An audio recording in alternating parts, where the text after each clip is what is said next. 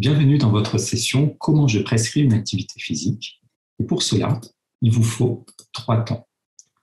Premier temps, acquérir ou renforcer la conviction que l'activité physique, c'est bon pour sa santé, en particulier pour son HTA. Car la pratique régulière d'une activité physique a un véritable effet antihypertenseur, comme celui d'un médicament, pour peu qu'elle soit réalisée régulièrement, dans l'idéal 3 fois par semaine. Le bénéfice atteint 8 mm de mercure sur la systolique pour les exercices en endurance aérobie, tels que la marche rapide, la course à pied, le vélo, la natation, mais également 6 mm de mercure pour les exercices en résistance isométrique, c'est-à-dire de type posture ou pilates, et 7 mm de mercure pour le qigong, tai chi, yoga. Et l'effet est neutre pour les exercices de renforcement musculaire de type musculation ou à poids de corps. Un deuxième temps pour prescrire, c'est le bilan, afin d'identifier son niveau de motivation, son niveau de pratique et son niveau de risque.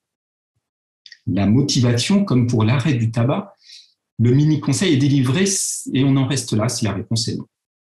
Et cela fera son chemin ultérieurement. Mais si la réponse est oui, on va un peu plus loin, en appréhendant son niveau de pratique, aussi bien dans la sphère professionnelle qu'à domicile, ou lors de ses déplacements, vélo taf ou de loisirs, incluant le sport, et ce qu'il souhaite, aime faire ou ne pas faire. Il faudra évaluer son niveau de risque cardiovasculaire en y incluant le contrôle ou non de son HTA.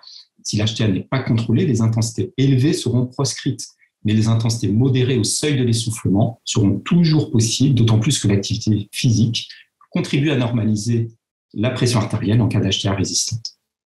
La présence d'un retentissement sur les organes cibles entraînera l'éviction des exercices intenses de renforcement musculaire.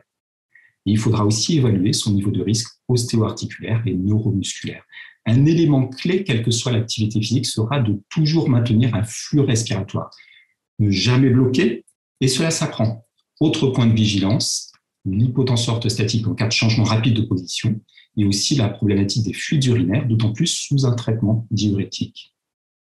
Et nous en venons donc au 3e temps, le temps de rédiger l'ordonnance.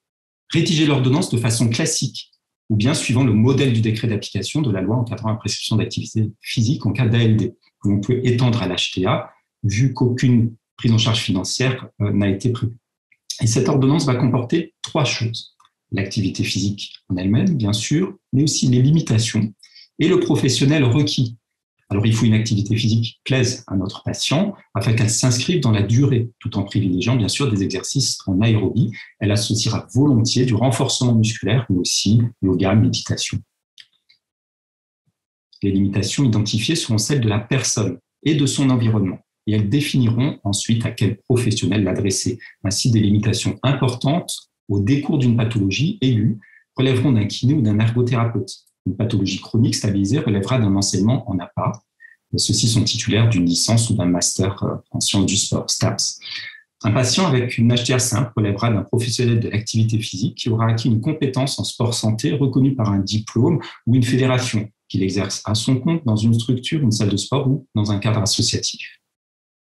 Et donc, pour conclure, comment je prescris une activité physique à mon patient ? Bien, 1, j'ai la conviction que c'est bon pour mon patient. 2, je fais le bilan avec mon patient sur ce qu'il souhaite faire ou ne pas faire, et aussi afin de ne pas méconnaître une contre-indication et des limitations. Et 3, je rédige l'ordonnance et l'adresse aux professionnels de l'activité physique dans la perspective d'une modification durable de ses habitudes de bouger. Et comme le dit le chat philosophe de Philippe Geluck, il suffit de prendre des cachets pour aller mieux, c'est un peu dur à avaler. Eh bien, l'activité physique a toute sa place avec les médicaments dans notre arsenal thérapeutique.